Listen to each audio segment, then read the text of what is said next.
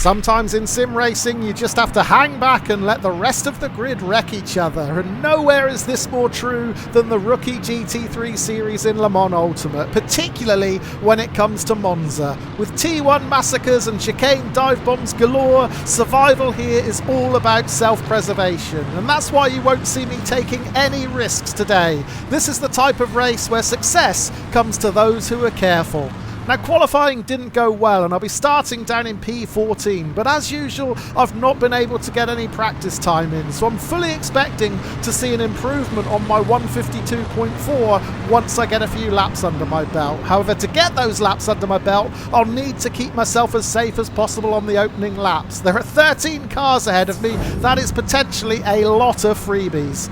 Green flag, green flag. Well, we're underway and I've not done myself any favours by starting in second gear. A really sluggish start as the lights went green. Well, it might have been a blessing in disguise because there's lots of contact in front of me. I thought for a moment then we were going to see a huge wipeout before we even made it to T1.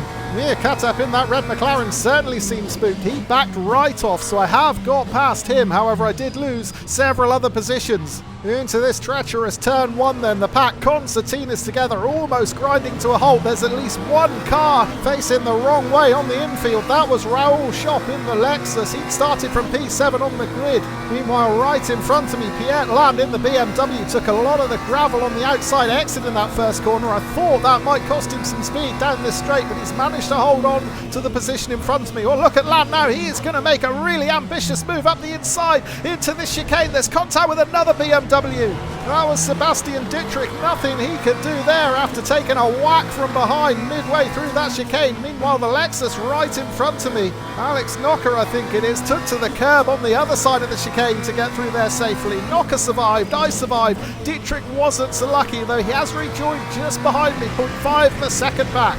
And that is exactly why I said I wasn't going to be taking any chances here.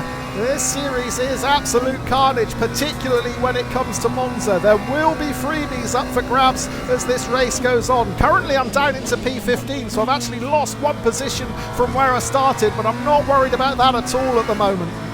There's a lot of dust being kicked up exiting Ascari. It doesn't look like we've lost anyone else yet, though. My line through there wasn't the best. Sebastian Dietrich behind was much smoother, and look at him challenging now around the outside. I'm going to hold this inside line into the Parabolica. I may be able to hold on to the position, but I might think twice about it, and I'm glad I did because he slams the door shut, and we've lost several other drivers to the left. I weaved my way through the wreckage, and that proved to be exactly the right decision, backing out of that battle with Dietrich, because although I surrendered the position to him, I quickly gained 3 back. That puts me up into P13, and we can check out the replay to see exactly what happened on this opening lap. It was a really messy first turn, but incredibly, we only lost one driver. That is Raoul Shop, just running a bit too close to the car in front of him and getting his nose wiped. Things soon kicked off at the chicane, though. Piet Land launching that BMW up the inside. There's no space for him, though, by the time he gets to the apex. He runs into the back of Sebastian Dietrich.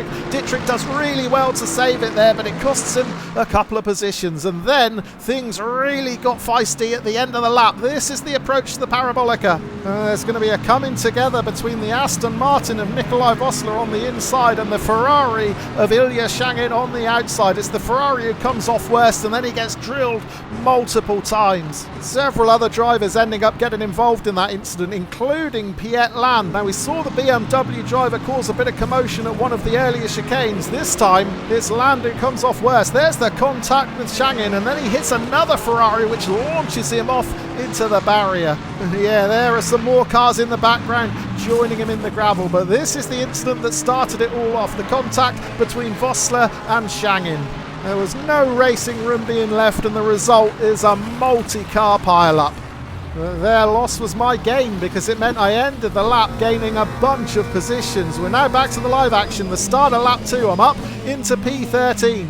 And the yellow flags are out again as we approach T1. There's another BMW looking to rejoin the track from the left. Is he going to come back onto the racing line? Yes, he is. Down on speed, so I have to switch at the last minute and move out wide to avoid running into him. Now, that is Dietmar Armbruster, who started in pole position. So Armbruster, one of the favourites to win this race, has come to grief. I don't think I'm far enough ahead of him to move back onto the racing line. So in the interests of safety and trying to avoid a shunt from behind, I take a tight line into that chicane. It wasn't a tidy one by any means, but for now I am holding off Armbruster. He may have a look up the inside into Lesmo 1 though. That's worried me a little bit. Like I said earlier, I'm not taking any risks in this one. If I feel in the slightest bit of danger with Armbruster behind me, I will let him past. Oh, big crash in front! I had to lift momentarily there just to make sure I didn't run into that one. That is going to give Armbruster the advantage as we begin the charge to Ascari. I will have the defensive line here, but it probably won't be enough. We're going to be side by side. Now the last thing I want to do is come into this corner too wide, so I am just going to back out of that one. Armbruster can have the position.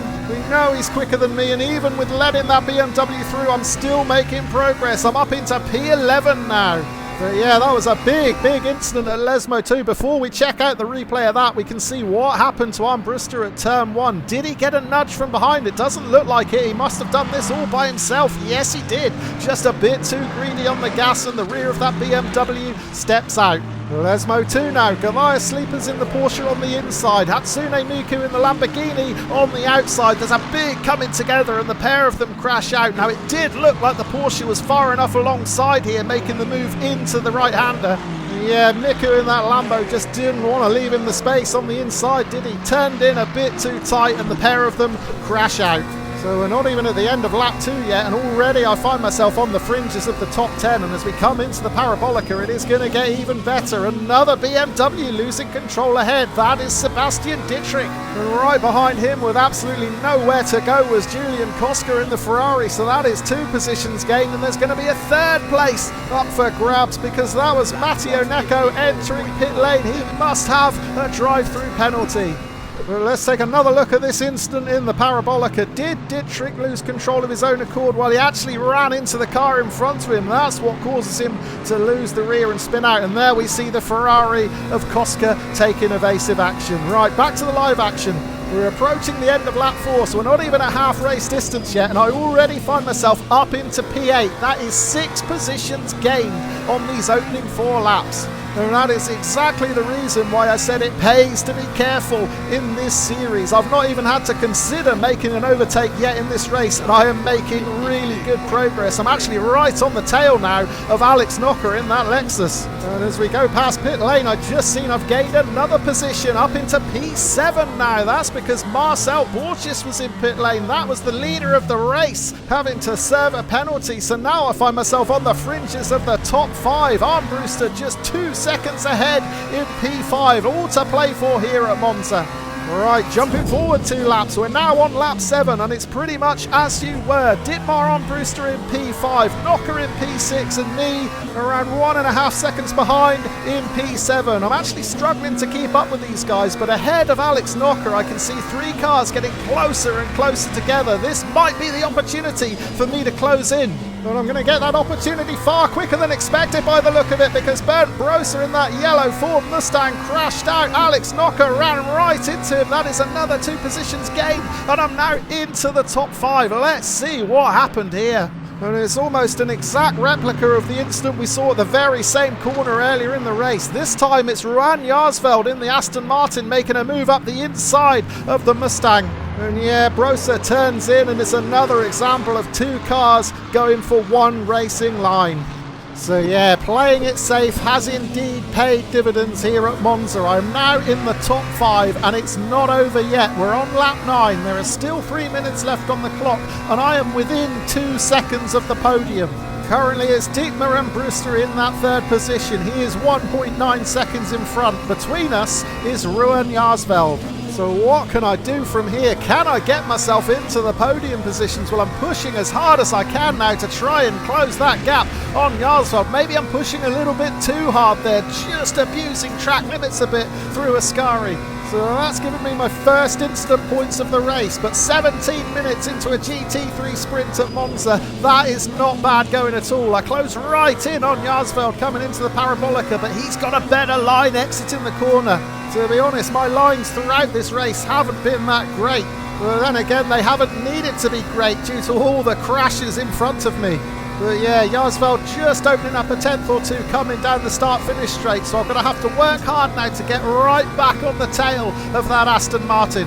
2 minutes 40 left on the clock, so we're going to get 2 more laps here at Monza. I close right in coming into turn 1. Jarsveld's going to see me getting bigger in his rearview mirror, and he has lost it. Jarsveld makes a huge mistake exiting the first chicane, and now I find myself up into P4. Here is a replay of the mistake from Ruben Jarsveld. He just gets on the gas a little bit too early and the rear steps out. It's not the first time we've seen that mistake at turn 1 today. Well, as soon as I saw that Aston Martin disappear, my immediate thought was, can I get myself into a podium position? Well, unfortunately, the answer was no. Dietmar Ambruster was just too far ahead, 1.9 seconds as we crossed the line to take the checkered flag. But P4 for me, what a result. Starting from P14 on the grid, I've gained 10 positions. Well, I predicted that there would be a ridiculous amount of freebies up for grabs, and so it's proved here today at Monza. And I also predicted that I would improve on my qualifying lap time of 1:52.4. That has also happened, a 1:51.7 in the race. That's actually competitive enough to challenge for a podium. But as it was, I finished just 2 seconds shy of that 3rd position. However, I have shown just how much progress you can make simply by driving carefully in this Bronze Series on Le Mans Ultimate. Hope you've enjoyed watching, and I'll see you again soon. Cheers for now.